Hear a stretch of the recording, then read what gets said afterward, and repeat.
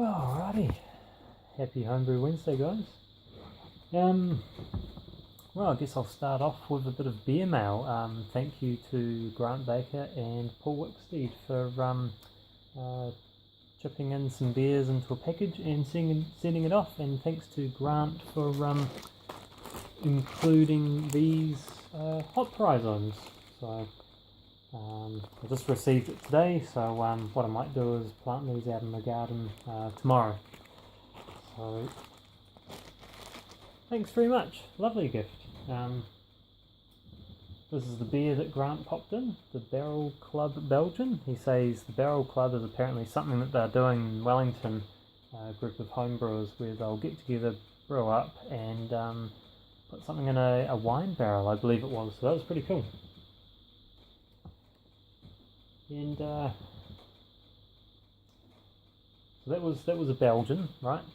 This is from Paul Wicksteed, and this is a black IPA, my type of beer. So thank you to Paul as well. So I'm just going to sip on this and do some notes here and there.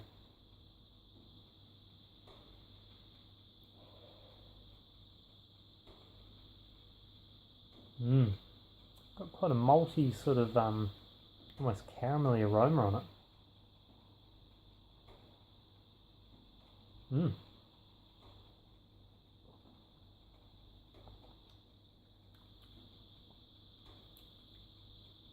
Ooh, nice.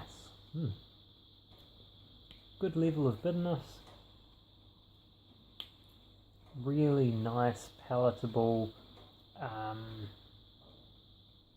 Just good levels of higher kilned malts. Like they really don't take over. You know, they're just sitting about here, and that's what I like. I like that. Can we see through it? Nope, it's pretty dark.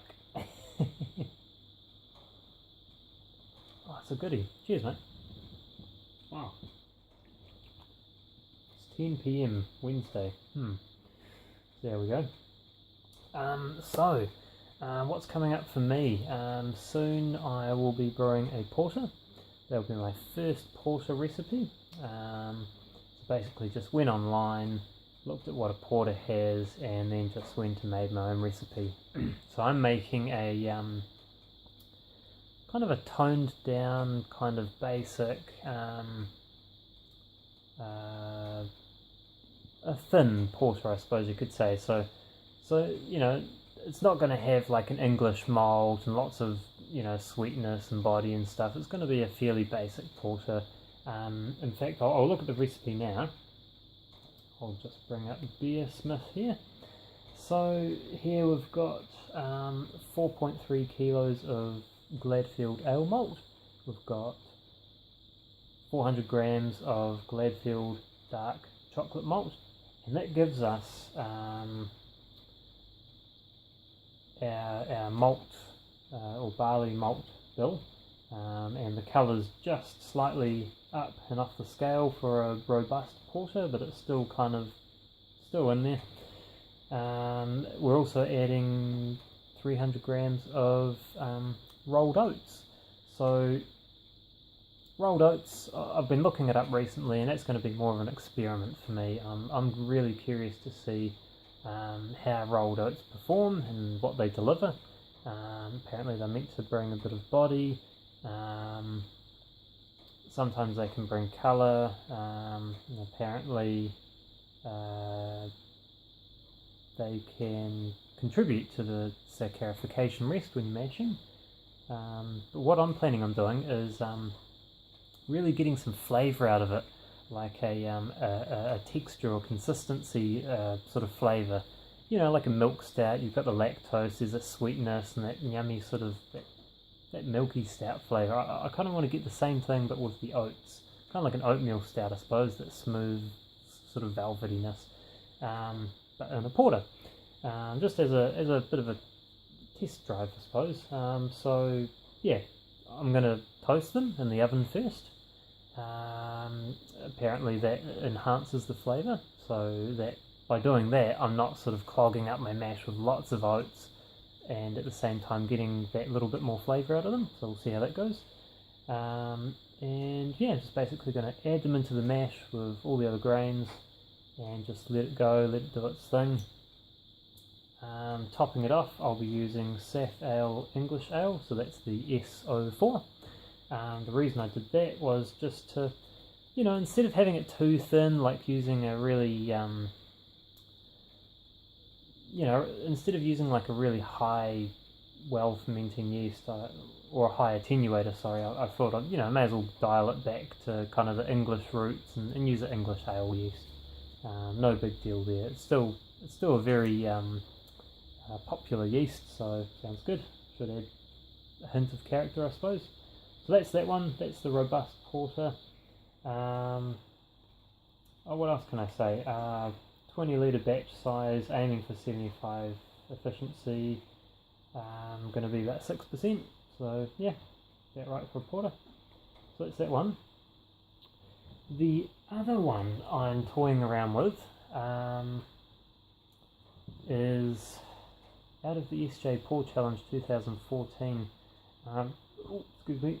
There was one beer that really struck me, and I sort of thought, holy shit, this is a really intense sipping beer. It's so delicious. It's not something I'd usually drink, and that was the Hidden Agenda, the Russian Imperial Oaked Stout. And so basically what I want to do is emulate that, maybe bring it down a notch to say, instead of 13%, maybe 9 or 10, and just brew it on my own equipment, single step mash, just chuck the ingredients in, boil it up, see what I get. So that's what I'm doing. I'm going to brew basically the recipe for the Hidden Agenda Russian Imperial Oak Stout. So what have we got? Let's rush through the ingredients because there's so many. 20 litres, I'm going to do 3.6 kilos of Gladfield ale malt, 350 grams of Gladfield dark chocolate malt. I'm going to use 400 grams of Gladfield roasted barley. Roasted barley, so I found, is actually not a malt. It hasn't been malted. That's why they call it roasted barley, not roasted malt. So there you go. So there's a difference between roasted barley and black passion. Black passion is malted, so it is a malt. So roasted barley, I guess, is technically an adjunct, I suppose. So there you go. What else have we got? 400 grams of rolled oats. So there's the oats again.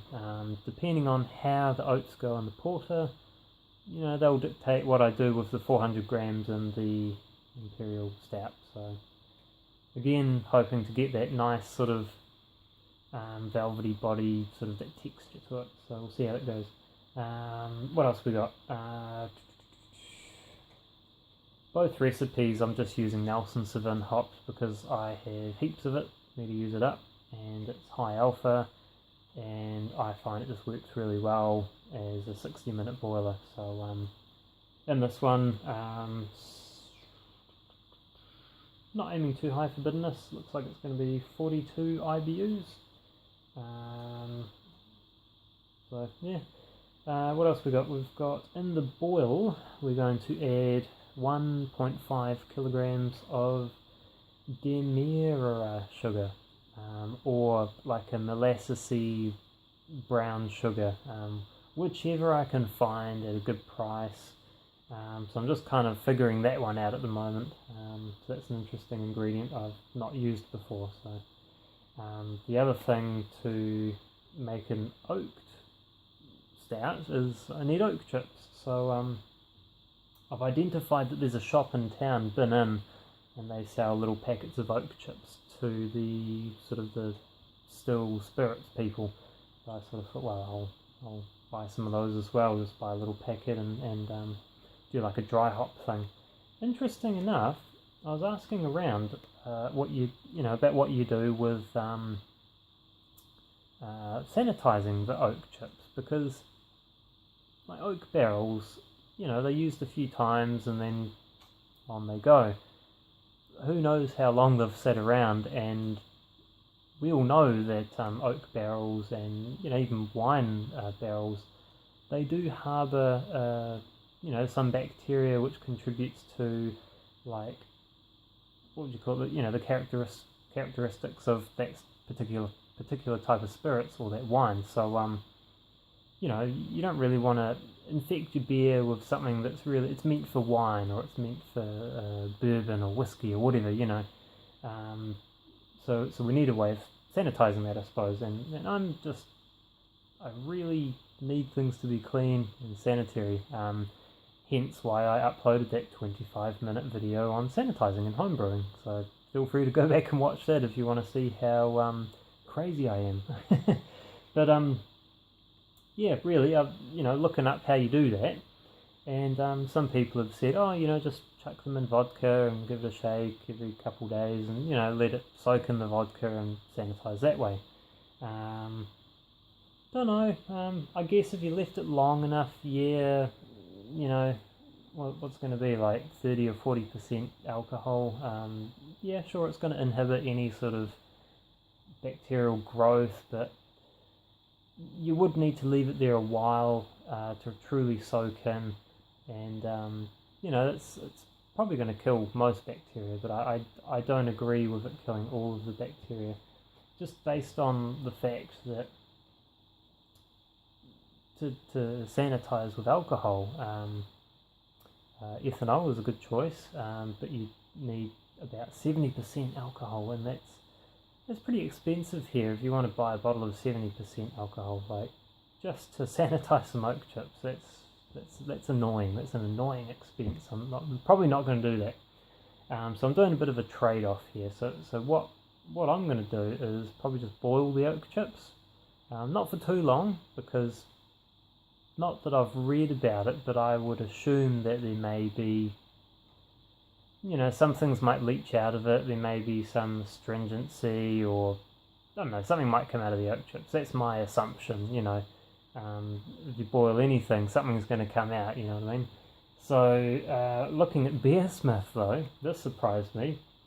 To confirm my method, Beersmith says oak chips, okay, can be added to the secondary or keg during aging to simulate oak flavour. Cool, yes, that's what we're trying to achieve. Boil first to sterilise and place in weighted bags so they do not float. So Beersmith says to boil them, so I'll boil them. Sweet, should be a good beer, eh? The yeast for that one, though, I'm going to be using Safal American US05, just real plain, easy, basic. That was actually in the recipe, so there you go.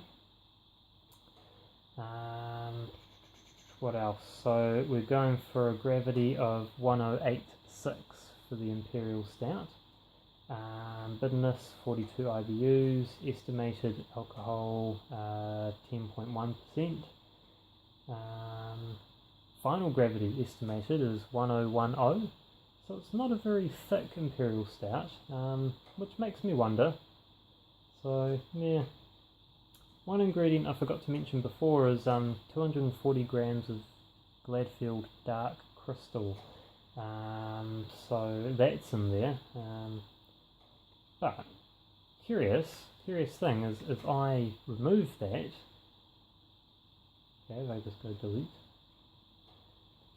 estimated final gravity goes down 1 point to 1.009 instead of 1.010. So the dark crystal really doesn't appear to give you much sort of unfermentable sugar or residual sugars, which I was kind of surprised about actually. I haven't used dark crystal before, and I assumed that's what it would do. The matter of the fact could be that because I'm mashing it, maybe the enzymes are working against it and breaking it down. So there you go. But I don't know, 1010, it's probably not going to be too bad. I mean, the bitterness is under 50 IBUs, so it's probably going to be palatable, and I guess we'll get a little bit of not astringency, but some kind of bitterness or feeling from the dark malt. So we'll see how we go with that one. Yeah, good fun. First time I'll be brewing a Imperial Stout.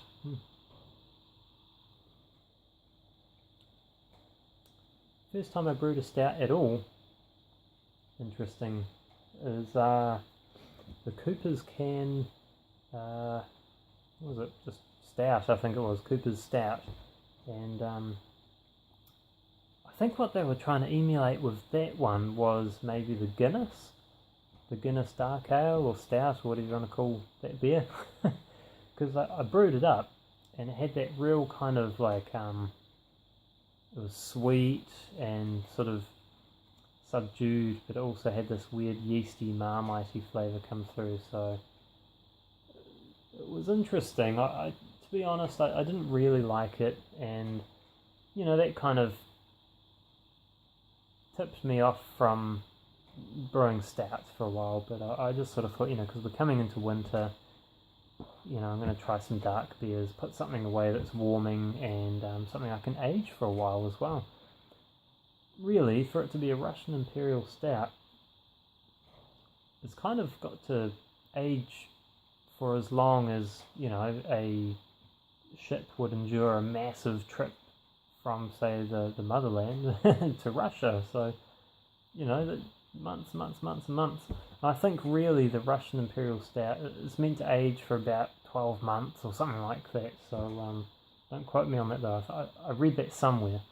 So I don't know, we'll see how we go. Maybe I'll drink some early, leave some, drink those, leave some, drink them. You know, just do the month by month thing.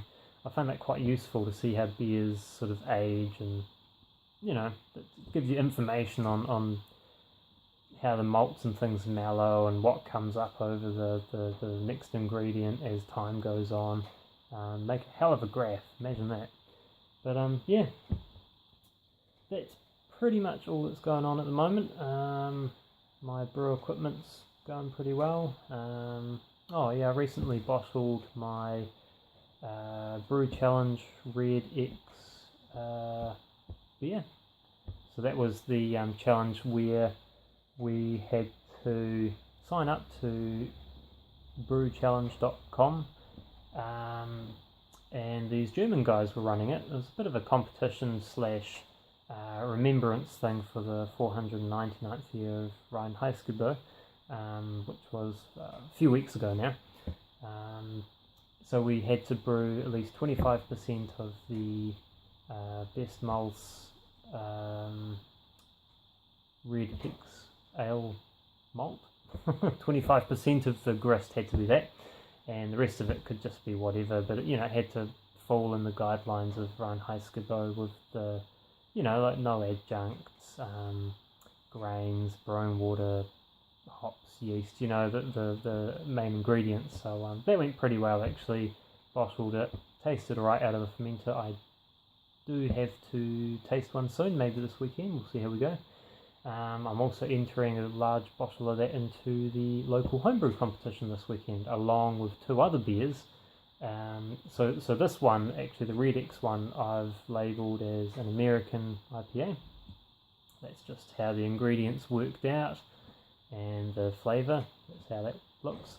The other one was an English IPA, and the next one down was a Pilsner, almost a German Pilsner, so close, just missing that hint of Sarzy kind of hops. The rest of it pretty bang on, but we'll see how we go. 3 beers, can't go wrong with that. But yeah, that's pretty much all we have for you at the moment, so cheers guys, thanks very much.